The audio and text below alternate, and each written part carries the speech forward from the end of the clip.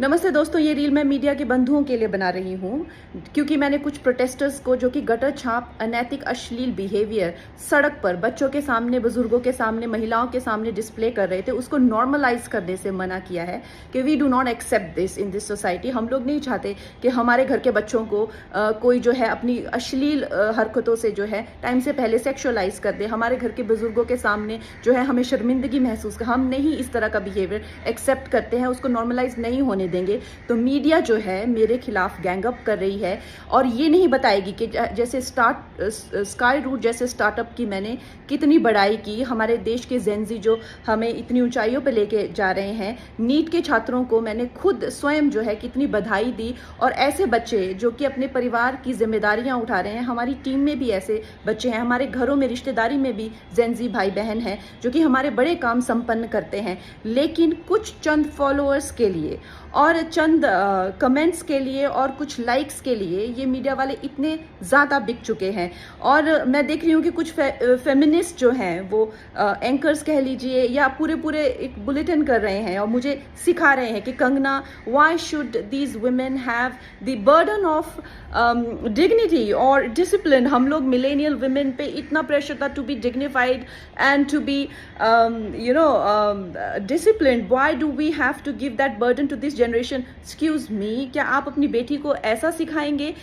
Discipline में रहना या मर्यादाओं में रहना कोई चॉइस नहीं है। भौंडा प्रदर्शन तो हर कोई करना चाहेगा, लेकिन अगर आपको समाज में रहना है और संविधान के हिसाब से आपको चलना पड़ेगा, जिसका मतलब है कि आपकी आज़ादी वहाँ ख़त्म हो जाती है जहाँ मेरे नाक और कान शुरू होते हैं। तो आप भौंडे बनकर सिर्फ अपने कमरे में रह सकते हैं। बाहर आकर आप मेरे आराध्य, चाहे आपको मेरे माता पिता के लिए कोई सेंटिमेंट ना हो, मेरे घर के बच्चों के लिए कोई आपको भावना ना हो, उसका मतलब ये नहीं है कि आप उनको सड़क पर सेक्सुअल गालियां देंगे, उनके मान को हानि करेंगे। मेरे आराध्य, मेरे भगवान हो, चाहे मेरे नेता हो, प्रधानमंत्री जी से जो है लोग उनको एग्जाम बडी कहते हैं बच्चे, उनके साथ में कितने लोगों की भावनाएं, कोई उनको लीडर मानता है, कोई उनको दोस्त मानता है, कोई उनको परिवारजन मानता है, कोई उनको भगवान मानता है। उसी तरह से आप किसी की फीलिंग्स हर्ट नहीं कर सकते हैं। ये कोई कूल बनना नहीं है, ये एक बेसिक सिविक सेंस है और अगर आपको ये नहीं आती है तो आपको सीखना पड़ेगा।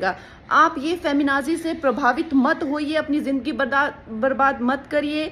इस भौंडेपन को सिर्फ और सिर्फ आप अपने कमरे में डिस्प्ले कर सकते हैं। बाहर जाके आपको मर्यादा में रहना पड़ेगा ना, या आप वर्क प्लेस से निकाल दिए जाओगे। आप कभी भी कोई संबंध, परिवार वाले भी आपको भौंडापन नहीं झेलेंगे, तो आपके सामने एक डेड एंड के सिवाय अंधकार वाली जिंदगी हो जाएगी। वैसे अगर देखा जाए तो साइंस भी कहती है कि ह्यूमन लाइफ का जो पर्पस है वो एवोल्यूशन है, और शास्त्र भी कहते हैं कि आप पुरुषोत्तम जो सर्वश्रेष्ठ है पुरुषों में, उस एवोल्यूशन की तरफ जाइए। लेकिन ये फेमिनाजी आपको सिखा रही है कि आप एनिमलिस्टिक जाइए और आप अपने गले में ऐसा, मतलब आपके गले में पट्टा डाल रहे हैं कि आप एनिमल बनिए, आप एनिमल टेंडेंसीज जो है वो डिस्प्ले कीजिए और बिल्कुल आउट ऑफ कंट्रोल हो जाए, भौंडे हो जाए, ताकि आप जेल में पहुंचे। आपको डिसाइड करना है कि आपको कौन अच्छे से गाइड कर रहा है और कौन आपको सही दिशा बता रहा है। मैं यही कहूँगी जो मैंने अपने बड़ों से सीखा है और जिन्होंने मुझे गुरुओं ने जो मुझे ज्ञान दिया है वो यही है कि ये हमें जो जीवन मिला है वो इवॉल्व होने के लिए मिला है, रिग्रेस होने के लिए नहीं मिला है एनिमलिस्टिक टेंडेंसीज में। सो आप प्लीज़ इवॉल्व होइए और सबको गुरु पूर्णिमा की बहुत शुभकामनाएं।